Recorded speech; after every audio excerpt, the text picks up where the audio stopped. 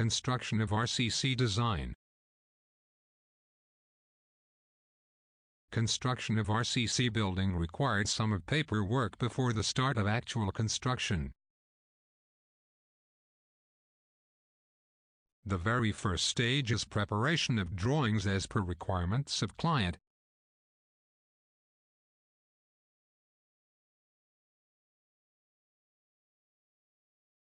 Once drawings are completed, approval of drawings is important. After approval of drawings from both architect as well as structural engineer, the next step is marking of plot boundaries.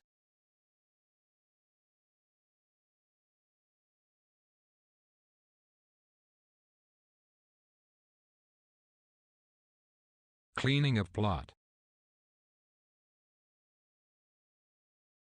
Site preparation consists of clearing away the trees from your building site.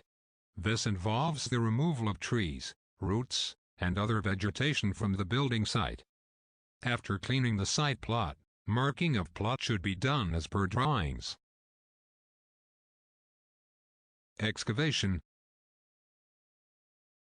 A structural engineer will be needed to determine the depth of the excavation. The depth will vary as per building depending upon soil strata. Excavation should be carried out as per the drawings defined lengths and widths. Excavation is to be done by the JCB. PCC. After the excavation, the surface is leveled. PCC poured over leveled surface. Foundation shuttering. Shuttering arrangement for foundation is to be made. Once PCC is done, shuttering for foundation is placed. It should be strong enough to withstand all types of dead and live loads. Foundation bars. Foundation bars shall be laid on the surface. Main bars and distribution bars shall place as per drawing. Column bars. Proper arrangement to be made for column bars with links as per drawings. Column steel and foundation steel to be tied properly to avoid joint cracks. Reinforcement shall be as per bar bending schedule prepared according to drawing.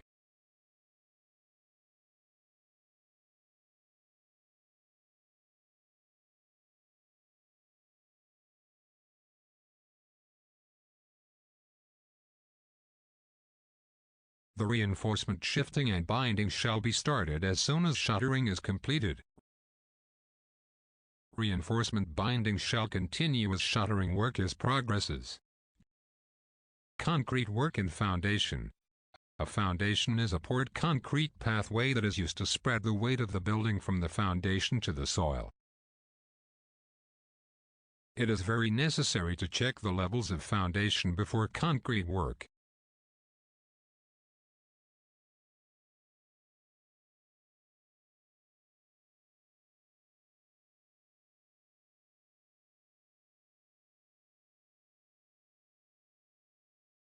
Depth of foundation varies from 1.5 to 2 meters.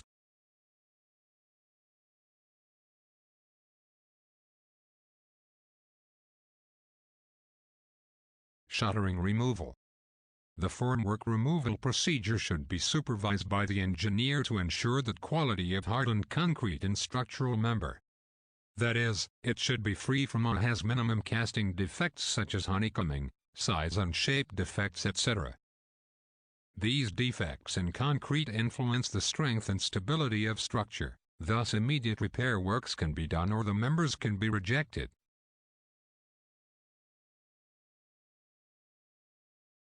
Backfilling. Once the foundation is completed, backfill the remaining excavated area around foundation with soil. Backfill provides stability to the building. Trademark as foundation. Beam reinforcement shall be as per drawings. Top bars, bottom bars and stirrups to be placed with proper development length.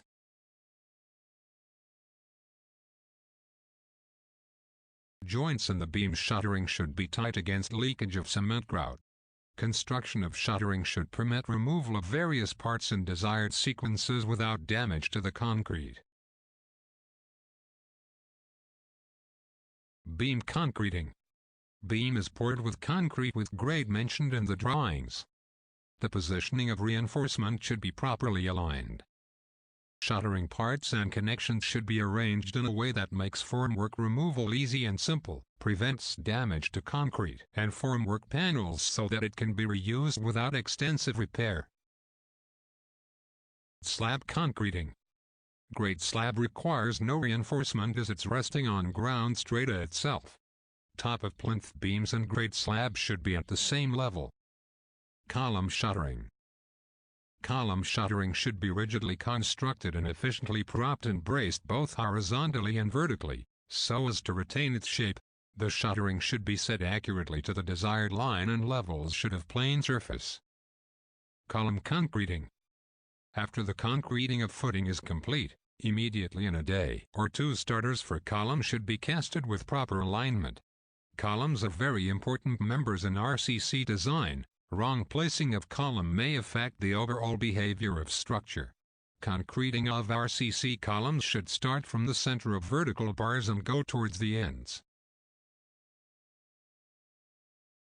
Column shuttering removal. Shuttering should not be removed until the concrete has developed sufficiently strength to support all loads placed upon it. The separation of forms should not be done by forcing. It may damage the hardened concrete.